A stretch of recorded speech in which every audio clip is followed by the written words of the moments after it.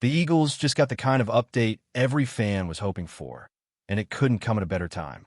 As they prepare for a crucial showdown against the Minnesota Vikings, it looks like several key players who were previously dealing with injuries are inching their way back to the field. Quinyon Mitchell, Jalen Carter, and even Landon Dickerson were all spotted at practice, which immediately injects a dose of optimism into a locker room that's been dealing with a wave of inconsistency.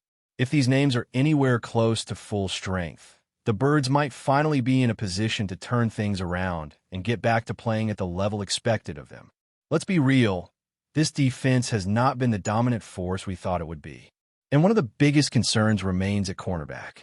After Quinyon Mitchell went down with a hamstring injury in the game against the Giants, things fell apart quickly. Adoree Jackson and Khalil Ringo were both forced into bigger roles, and to be blunt, neither of them looked ready. Ringo, in particular, had a rough outing. He got beat repeatedly down the field, and his timing and awareness were clearly off. Vic Fangio was asked about it and didn't sugarcoat anything. He simply said, he just got beat. When your defensive coordinator puts it that plainly, you know the situation is serious. Now, heading into a matchup with one of the most dangerous receiving corps in football, the Eagles have a decision to make. And based on Fangio's comments, it sounds like they're leaning towards starting Adoree Jackson over Ringo. That's not exactly a move that inspires a ton of confidence, considering Jackson hasn't been much better this season. But the reality is, Fangio and the coaching staff are desperate to find someone they can trust on the outside. And until Quinyon Mitchell is back at full speed, this position is going to remain a major weak spot. The bigger issue here isn't just the individual performances, it's the lack of depth and reliability across the board in the secondary. That's why the Eagles are reportedly lurking around the trade market again. According to league insiders, they're exploring options at both cornerback and edge rusher. And look, no one should be surprised. Howie Roseman has never been afraid to make moves, especially around the deadline. But let's be honest, his track record here has been hit or miss. Moves like Kevin Byard in 2023 or Robert Quinn the year before didn't exactly pan out. The hope is that if Philly makes another move, it finally pays off in a meaningful way. But maybe, just maybe, the answer doesn't have to come from outside. There's growing buzz around a possible internal adjustment involving Jahad Campbell and Nakobe Dean. The idea would be to shift Campbell to more of an edge rushing role while allowing Dean, once he's fully healthy, to return to his natural spot at inside linebacker. At first glance, it might seem risky.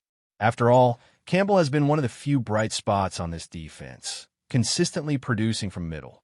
But he does have experience rushing off the edge, both from college and in limited snaps in the pros. His win rate when rushing the passer is actually pretty impressive, even in a small sample size. That versatility might be exactly what the Eagles need right now. The pass rush has cooled off in recent weeks, and inserting a dynamic athlete like Campbell into that role could spark something. Meanwhile, Nakobe Dean is more than capable of anchoring the middle of the defense. His rookie season was proof of that, when he racked up nearly 130 tackles and seemed to be everywhere on the field. If he's back and fully ready to contribute, this move could help the Eagles cover two problem areas without giving up any draft capital. Of course, this also depends on Dean staying healthy, which has been an issue. But if things break the right way, this internal shift could provide a big-time boost. And you know what? It feels like the kind of bold, calculated risk that could actually work. You've got two highly talented linebackers, both capable of playing multiple roles. Why not maximize their strengths? And that's where this gets even more intriguing.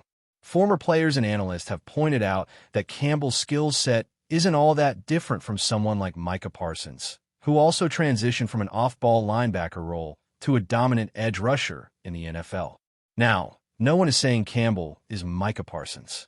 But if you're telling me this guy, who was a 5-star edge recruit at Alabama, has a chance to flash in that role again, I'm absolutely interested in seeing what he can do, especially if it helps solve this glaring edge issue without requiring a mid-season trade. Now, circling back to the injury news, we got to talk about Quinyon Mitchell. His return to practice, even if it's limited, is a massive deal. The Eagles' defense just looks different when he's on the field. He's been one of the most reliable corners since entering the league, and shutting down top receivers is kind of his thing. Against the Giants, his absence was obvious. The coverage was loose, the communication was sloppy, and it seemed like the confidence of the entire secondary took a hit. So yeah, getting him back, especially ahead of a game where he might line up against Justin Jefferson, is huge. Then there's Jalen Carter. The guy's been an anchor on the defensive line all season. He missed the Giants game with a heel injury that kind of came out of nowhere, and his absence might have hurt even more than Mitchell's. Without Carter collapsing the pocket, the Eagles struggled to generate consistent pressure. And when your secondary is already reeling, the last thing you need is a weakened front. Seeing Carter back out there at practice is a big sign that he's trending in the right direction, and if he's even 80% ready, the Eagles need him on the field. Landon Dickerson was another name back in action, and while that's good news on paper, it does raise a few questions. Dickerson's been dealing with injuries basically all season. First the knee during training camp, then the ankle against the Broncos. He's clearly been fighting through pain, and it's affected his play. You got to admire his toughness. The guy's a warrior, but at what point do you say it's better to sit him for a week or two and let him actually heal? The Eagles' offensive line hasn't been the dominant unit it was last year, and some of that falls on Dickerson not being close to 100%. So yeah, it's great he's already back at practice, but there's a part of me that wonders if he's rushing it too much. Now, aside from the injury updates and potential lineup changes, there's something else that caught my attention, and that's the energy around this offense. After back-to-back losses, you'd expect frustration, doubt, maybe even finger-pointing. But instead, you're getting players like Jordan Mailata and Saquon Barkley sounding confident. Not just hopeful, genuinely optimistic. And that matters. Saquon in particular made some comments that suggest there have been real conversations happening behind the scenes. Meetings, adjustments, guys putting their heads together to figure out what's gone wrong and how to fix it. He talked about the run game being close, about being one block away from breaking big plays. And if you watch the tape, he's not wrong. There are flashes, moments where it looks like everything is about to click, but then someone misses an assignment or the timing is just a bit off. Still, it feels like something is building. What stood out most was how Barkley described the offensive line needing to function like a five-wheel drive, all five guys on the same page, moving together, thinking together. That's when the run game hits its stride. And yeah, that hasn't consistently happened yet. But hearing that kind of detail from a player, not a coach, tells me this isn't just lip service. These guys are really trying to fix it from within. And when asked whether this current slump feels like the downward spiral we saw in 2023, the answer was a firm no. Players inside that building are adamant that this team is different, that the coaching is sharper, the details are being emphasized, and the standard remains high. One guy flat out said that the level of detail in 23 just wasn't there, but now it is. That's not a small thing. That's culture. That's accountability. And if that mindset holds, it's only a matter of time before it translates on the field. And speaking of turning things around, this upcoming matchup against the Vikings is going to be a critical test, not just for the defense, but for the entire team. Minnesota may not have been lighting up the scoreboard this season, but let's not get it twisted. They still have one of the most explosive receiver rooms in the league. Justin Jefferson alone demands full attention from any defense he faces, and with guys like Jordan Addison and TJ Hawkinson in the mix, the margin for error is razor thin. If Quinyon Mitchell isn't ready to go, or if he's limited in any way, then Adoree Jackson or Khalil Ringo, whoever ends up starting, will have their hands full. And that's putting it lightly. This is where the pressure really lands on Vic Fangio's shoulders.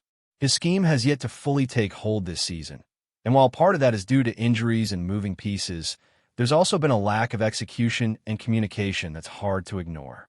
Whether it's misalignments pre-snap or breakdowns in coverage, the Eagles' defense has looked far more vulnerable than expected, especially against offenses that can spread the field and attack downfield. Fangio's known for being one of the sharpest minds in the game, but the results just haven't reflected that so far. If he can't scheme up something creative and flexible to slow down Jefferson and the Vikings' weapons, then it might not matter who's healthy or not. This could quickly turn into a shootout. And if that's the case, then all eyes shift to the offense. Because if this is going to be one of those games where the defense bends and possibly breaks, then the Eagles' offense has to be ready to pick up the slack, and that's something they've struggled to do consistently all year. There have been moments where things looked promising: long, sustained drives, creative play calls, explosive plays from Barkley, but nothing has really stuck. The rhythm hasn't been there. One week, it's the run game stalling. The next, the pass protection falls apart. Then it's miscommunication on routes or questionable play calling in the red zone. It's been a different issue every week, and that kind of inconsistency is what's kept this offense from reaching its full potential. That's why this past week's conversations among the offense could be so important. According to what Barkley and some of the linemen said, they all sat down together, had an honest discussion, and really tried to get on the same page. That sounds basic, but it matters. Sometimes the key to fixing an offense isn't just new plays or different personnel. It's communication. Making sure every guy knows exactly what's expected of him on every single snap. Getting the timing down. Understanding each other's tendencies. And based on their comments, it seems like they believe that's starting to happen. And that brings us back to Barkley. He hasn't had the type of season people expected when he arrived in Philly. Injuries, inconsistencies in blocking, and a lack of rhythm have all played a part. But if this offensive line is finally getting healthy and finally syncing up, then Barkley is the kind of player who could take over a game. His burst, his vision, and his ability to turn nothing into something are elite when he's got just a little daylight. And against a Vikings defense that has struggled to stop the run at times, this could be the game where he finally breaks out. You can see in the way he talks about the team's preparation. He's confident, he's locked in, and he believes a breakthrough is coming. That confidence is contagious too. Jordan Mailata spoke about how the offensive line has been right on the edge of putting it all together. One block away. One small mistake here or there from blowing open the kind of rushing lanes that turn a good drive into a great one. And even though fans are frustrated, and rightfully so, it's clear the players feel like they're just inches away from getting it right. That's what makes this game so intriguing. It's a pivot point. If the Eagles' offense can come out and put together a complete game, balanced, explosive, efficient, then all of a sudden, a lot of the panic fades away. People stop talking about last year's collapse and start focusing on this team's ceiling again. Before we continue, don't forget to subscribe to our channel and give this video a like. Your support helps us keep delivering the latest updates on our Philadelphia Eagles. And don't be shy. Share your thoughts on the news in the comments below. The NFL world is buzzing with what could be the blockbuster move of the offseason. Sources close to the situation claim that Garrett Wilson, one of the league's brightest young wide receivers, has flipped the switch and agreed to join the Philadelphia Eagles. The potential signing has sent shockwaves through fan bases and rival locker rooms alike, igniting a rivalry that is already heating up. Wilson, who has dazzled onlookers with his speed, route running, and hands, has been at the center of trade speculation for months. Rumors suggest he grew frustrated with his current team's direction and has been quietly preparing for a new chapter. Now, it appears that chapter may be in Philadelphia, a city that has cultivated a reputation for passionate fans, high expectations, and a no-nonsense approach to winning. The move, if confirmed, would instantly alter the landscape of the NFC East. The Eagles, who have been carefully constructing a roster capable of a deep playoff run, could now pair Wilson's explosive talent with an already dynamic offense. Analysts speculate that his presence could open up the field in ways that would make the team even more dangerous, both in the air and on the ground. But it's the rivalry angle that has fans talking. Wilson's potential jump to the Eagles isn't just a roster upgrade, it's a statement. Rumors suggest that his decision may have been influenced by the chance to step into the heart of a divisional feud, turning matchups into must-watch events with every game carrying added tension. Social media is already ablaze with speculation, memes, and heated debates as fans try to imagine the impact of Wilson in green and white. While nothing is officially confirmed, insiders hint that a deal could be announced imminently. Coaches are said to be thrilled at the prospect, and teammates are reportedly ready to welcome one of the most electrifying young receivers in the league. If this rumor proves true, the Eagles may have just landed a game-changer. An NFC East rivalry could enter a new, fiery chapter that will have pundits and fans talking well into the season. The NFL offseason is full of surprises, but few have generated as much buzz, intrigue, and outright excitement as this potential Garrett Wilson to Eagles story. One thing is certain: if it happens, football Sundays in Philadelphia are about to get a lot more intense. That's it for this update. If you enjoyed the video and want to stay updated with exclusive news about our Philadelphia Eagles, be sure to subscribe to our channel and hit that like button. We can't wait to hear your thoughts in the comments. See you in the next video.